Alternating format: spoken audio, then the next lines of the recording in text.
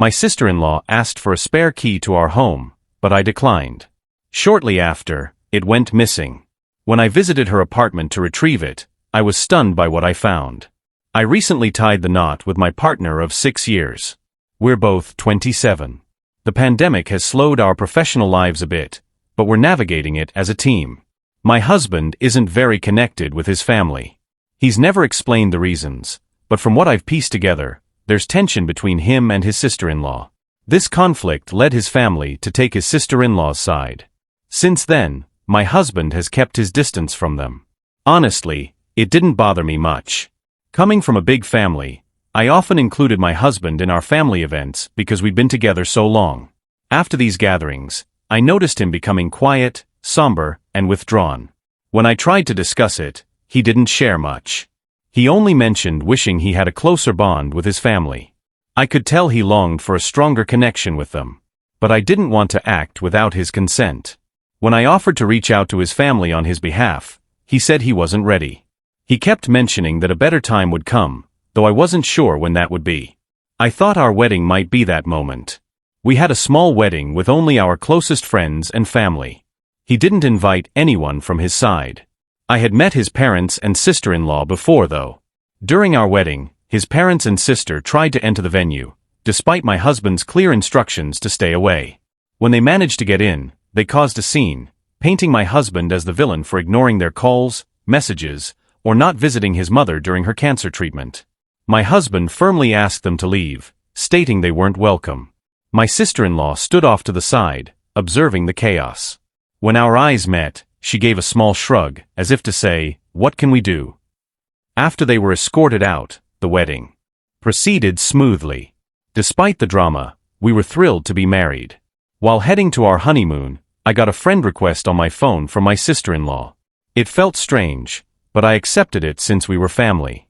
I added her and didn't think much of it. After returning from our honeymoon, my husband and I were happily settling into our new home and married life. That's when my sister-in-law re-entered the picture. She texted me, saying she knew I valued family, coming from a large one, and implied my husband didn't share that value. She thanked me for helping mend their family ties. She also mentioned that my husband could be immature but assured me that together, we could resolve everything quickly. I was naive and trusted her. We started chatting regularly. She visited our home once or twice when my husband wasn't there, saying she wanted to spend time with me. Since I work from home and have health issues, I couldn't completely avoid her. During one visit, she asked for a copy of our house key. It was an odd request. When I asked why she needed it, she said she was worried about me being home alone all day. She claimed that having a key would let her help if something happened to me while my husband was away. While her reasoning made sense for an emergency, something about it felt off. Her words unsettled me, though I couldn't pinpoint why. I politely declined, assuring her I'd call my husband if anything happened. She didn't seem happy with my response. She quickly wrapped up the conversation and left. Though she smiled, it felt forced, which made me even more uneasy. After that, I stopped inviting her over. Whenever she asked to visit, I made excuses to keep her away. But one day, my excuses didn't work, and she showed up anyway. I was on edge the entire time she was there. When she finally left after staying for tea, I felt relieved, but only briefly. A few days later, I noticed my house keys weren't in their usual spot. Panic set in immediately. I decided to go to my sister-in-law's apartment to retrieve them. During one of our earlier chats, she'd shared her address and invited me over for tea. I hadn't gone due to my health, but I remembered the location. As soon as my husband got home, I drove to her place. I knocked, and a man answered. I asked if I could speak to my sister-in-law. He politely said no one by her name lived there. I explained that she'd given me this address and showed him her photo. He looked at it and confirmed she didn't live there, suggesting I had the wrong address. This felt highly suspicious. I casually texted her, asking for her address again. She sent the same address as before. By now, I was completely shaken. I got home, trying to act calm, but I was clearly anxious. My husband immediately noticed something was wrong. For the past 2 days, he's been asking what's bothering me, but I don't know how to tell him. I'm worried he'll be upset with me, but I know I need to come clean. I keep wondering if I caused this by engaging with my sister-in-law. If I hadn't reached out, I wouldn't have lost the keys like this. But I genuinely wanted to help. I know I need to tell my husband everything. I've read your thoughts, and I agree I was foolish to keep this from him. You should have been honest from the start. I understand why some might see me as the bad guy here, but I also appreciate those who think I'm not entirely at fault. No matter what, I'll do the right thing tonight and tell him everything. Don't worry, I'll keep you posted. Thank you for being honest and pointing out my mistakes. The conversation with my husband went better than I expected. When he returned from work, I mentioned I needed to talk. He seemed relieved. Once we were settled, I shared everything. I explained how his sister contacted me post-honeymoon, suggesting I could help repair their family ties by staying in touch with her and slowly reintroducing her and his parents into his life. I clarified that I didn't intend to hide anything or betray him, but I feared he'd stop me from acting. Since he never shared the issues with his family, I thought I'd try to mend things on my own. He listened quietly without interrupting. When I finished, he expressed frustration that I'd kept this secret for so long. He said I should have asked him directly, and now that we're married, he'd have told me everything. He explained he hadn't shared earlier because he worried his family might turn me against him. When I admitted I was confused, he laid out the full story. My father-in-law is a self-centered, controlling man and has always been this way. My sister-in-law inherited his traits. She's a charismatic yet self-absorbed woman who seems caring and genuine but is ultimately selfish. My husband recognized the toxic dynamic as he grew older. His parents refused to divorce despite their issues, avoiding the hassle of legal proceedings. When my sister-in-law's behavior caused problems at school, my mother-in-law enabled her, worsening things. Over time, my sister-in-law became more argumentative, cruel, and disrespectful. When she started college, she clashed with her parents, who were funding her tuition. She was upset they were also saving for my husband's education instead of giving her extra spending money. Initially, they refused her demands since she already had enough.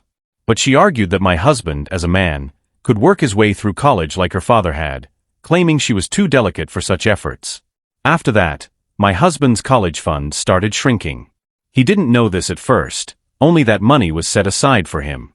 When it was time for college applications, he discovered the truth. When his sister suggested he just work to pay for school, he decided to cut contact. He started going no contact at 19, and by 23, it was permanent.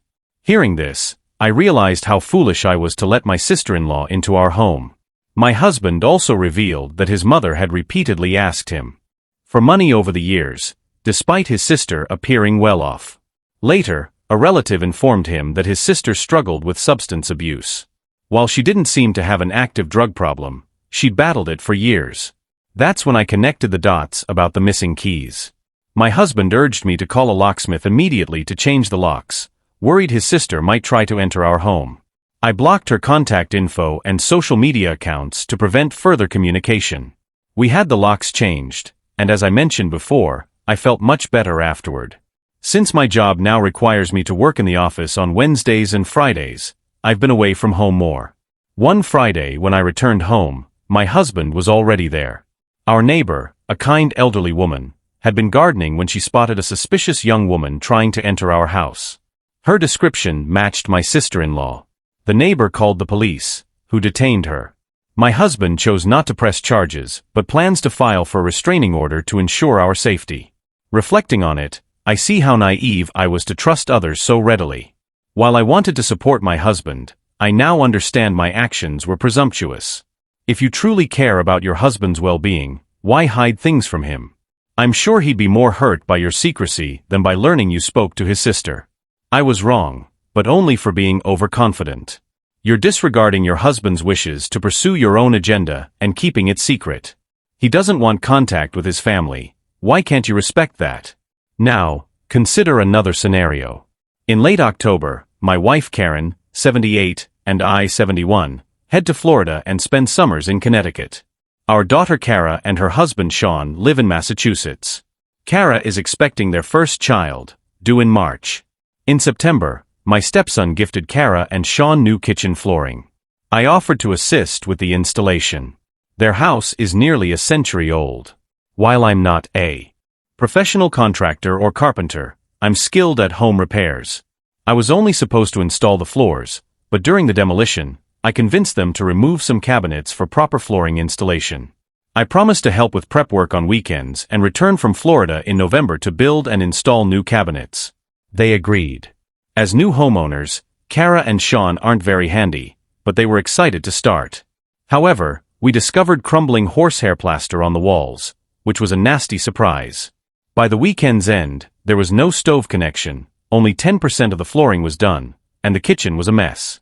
I told them to plaster the walls during the week, and I'd return the next weekend. On Tuesday, they called in a panic, saying the plastering was a disaster. Kara was stressed about her pregnancy. I advised them to hold off. But Kara felt misled, saying the project had spiraled, and she wanted me to take responsibility, not financially, but for my role in the chaos. I reminded them they agreed to remove the cabinets, and it's not my house. They eventually paid me for my work and hired a contractor. They said I couldn't handle a project this big, especially since I work full-time and help my stepson with his house-flipping business. They doubted I'd return from Florida to help, and Kara felt uneasy working while pregnant.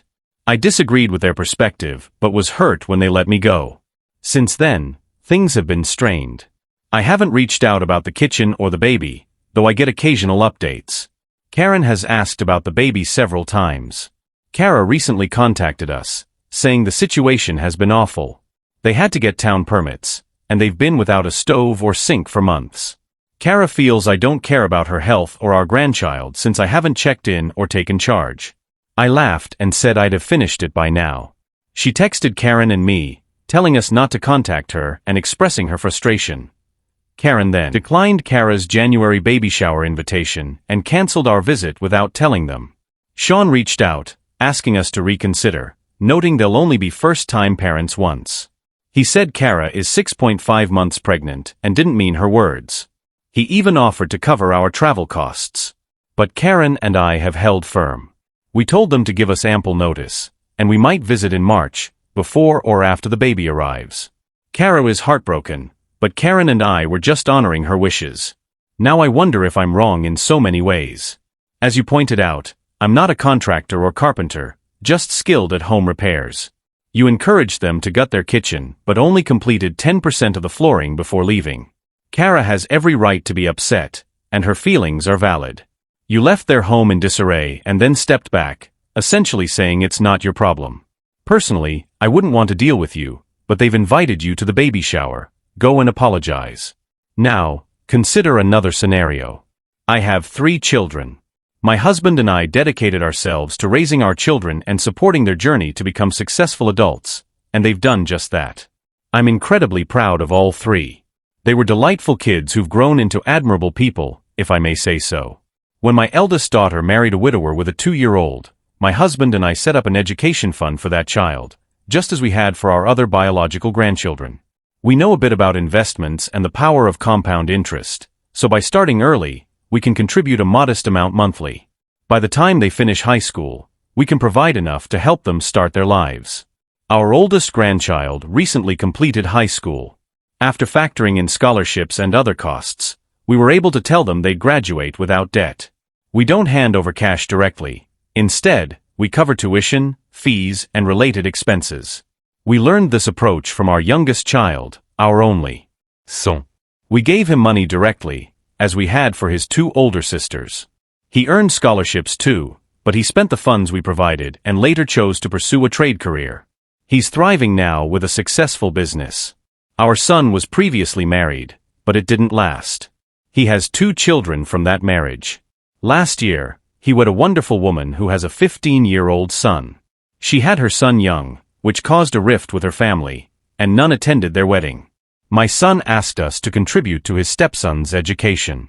After careful thought, my husband and I decided we could give $5,000, but that was our limit. My son was visibly upset. He knows our other grandchildren have enough saved to cover at least 2.5 years of in-state tuition and fees. While my son earns a decent income, he also loves spending on luxuries and vacations. I don't think he or his wife had saved anything for his stepson's education, which is why we gave $5,000. That sum came from my personal savings for a new car. My son and his wife are preparing for his stepson's graduation in June, but they keep expressing frustration that I treat him differently from my other grandchildren. I acknowledge the difference in treatment, but we didn't have nearly 20 years to save for him. When I explained this, I might not have phrased it well. My son's lack of savings for his stepson's education stems from his spending habits before this marriage. I hope that's clear now. I discussed it with my husband and children. My son wants me to take money from the accounts we've created for his biological children and start a new one for his stepson. We responded by offering to divide the 2 existing accounts for his biological children into 3, including the $5,000. We also agreed to keep contributing to these accounts until they run out. My son seems unhappy with this solution. But we didn't have the same 15-year lead time to save for this grandson as we did for the others. He can be disappointed that his stepson won't have the same advantage, but he shouldn't be upset with us for not being able to do more now. Ultimately, it's his responsibility to provide for his family. Thank you for watching. If you haven't subscribed, please do so and click the notification bell to stay updated with more surprising real-life stories happening around you.